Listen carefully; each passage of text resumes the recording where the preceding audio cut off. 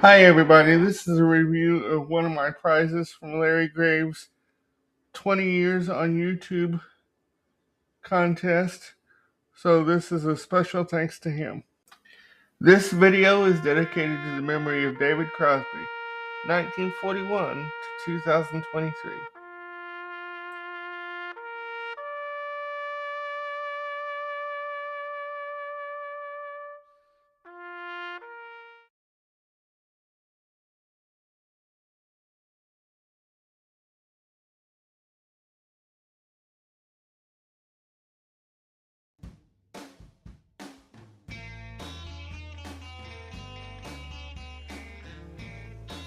Good morning everybody.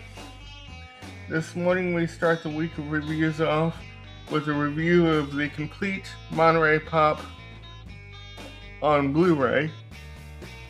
This was released by the Criterion as part of the Criterion Collection on December 12th of 2017. And the set includes the original 1968 film directed by D.A. Pennebaker, and the complete sets of Jimi Hendrix and Otis Redding, as well as a disc of bonus features or bonus performances. Now, I first obtained the Monterey Pop movie on VHS, and for years I had wanted to replace it with a DVD or Blu-ray counterpart. And I was lucky enough to win it in that YouTube contest that I told you about, when my friend Larry Graves was celebrating 20 years on YouTube. This was one of the prizes that I won. Now, some of my favorite performances from Monterey Pop include, believe it or not, one of the performances by Janis Joplin in Big Brother and the Holding Company, and The Who, of course. This is right. They were right on the cusp of Tommy. And The Byrds. This was right before David was fired from the Byrds. And as far as the bonus performances go,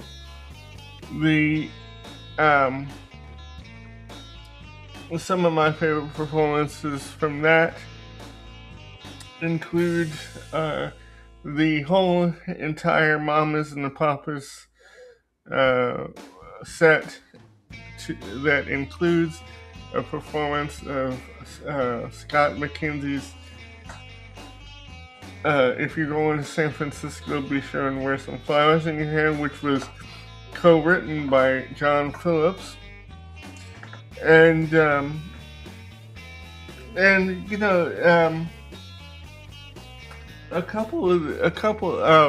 another one of my favorite performances comes in the main movie, Simon and Garfunkel's the 59th Street Bridge song, Feeling Groovy, and they also have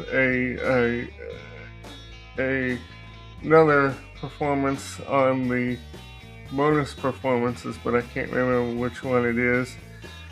And the Monterey Pop Festival was organized by John Phillips, Lou Adler, Johnny Rivers, among others.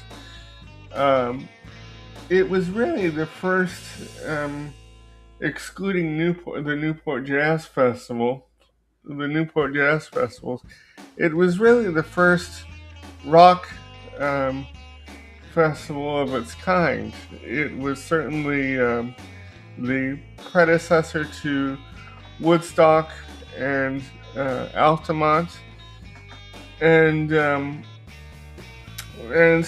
lot of the same groups performed at Monterey, or a lot of the same groups that performed at Woodstock performed at Monterey, such as The Who, the Jefferson Airplane.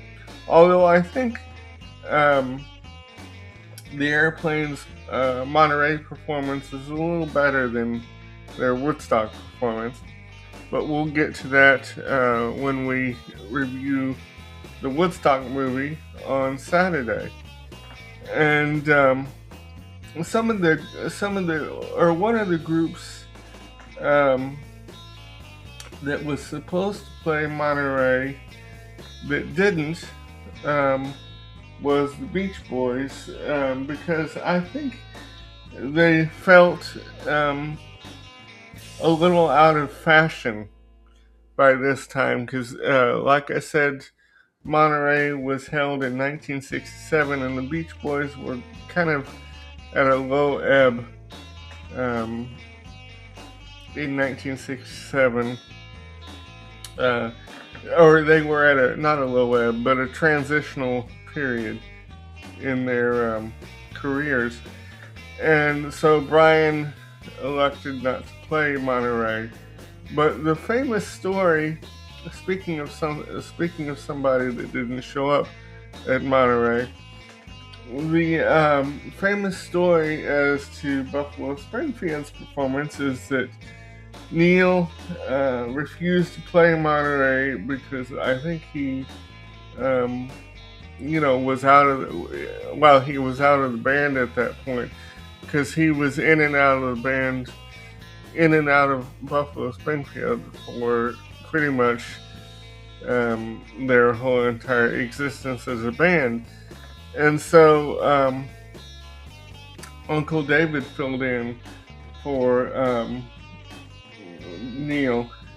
So Uncle David basically played with the Byrds and Buffalo Springfield at Monterey. And that was a big bone of contention with the Byrds. And I think somewhat contributed to Uncle David's, firing from the Byrds, which kind of really annoyed me, because, the whole spirit of Monterey was peace and love. And in my eyes, Uncle Stephen was, asking David to fill in, for Neil, and which he did, but the Byrds could have been nicer about it, or could have been more understanding about it, and and in the whole spirit of Monterey. But but really the standout. Oh, and I was really anxious to see the bonus performances at Monterey or on the DVD, because one of those was the Springfield's rendition of For What It's Worth. I wish they had included more from their set, because I think they closed with Bluebird, which was their closing number. But one of the other standout performances for me, and one of the main reasons, aside from the bonus features, that I was really looking forward to getting this Blu-ray, was the Otis Redding disc, because it included Otis's whole entire performance from Monterey, and what a performance it is. My favorite part is his rendition of Respect, which of course he wrote for Aretha Franklin, and then Aretha Franklin took it into the stratosphere. And as far as the Hendrix performance goes, I'm not a Hendrix fan, so I'm not going to comment on that. I didn't even watch it. I didn't even bother watching it. Now, as far as the some of the releases that came after Monterey, that came out of Monterey Pop, of course, was the soundtrack, which will be pictured in the video, and as well as both the Otis and Jimi Hendrix performances on CD, which will also be pictured in the video. But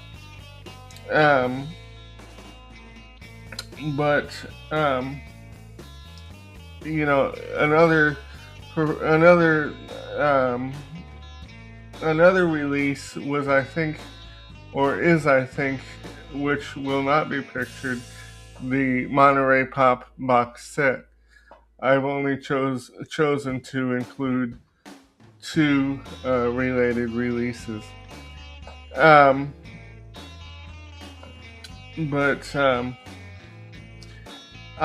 hope you really enjoy this.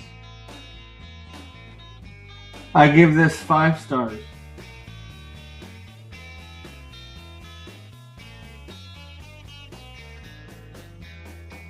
Related releases.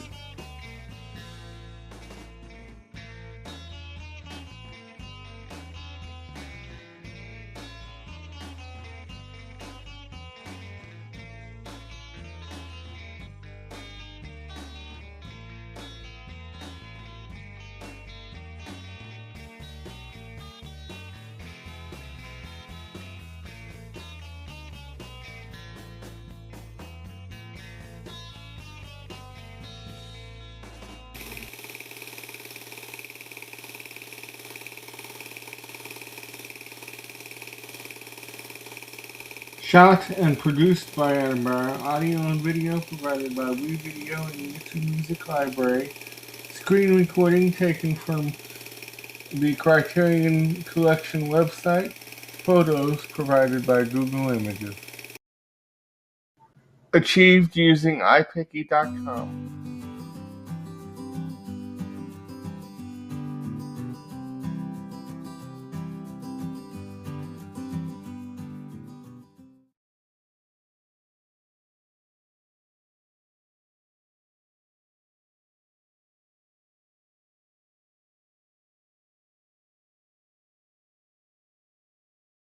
The background music in today's video is Ticket to Nowhere Man by Audionautics. Additional video provided by Vicky Bowers.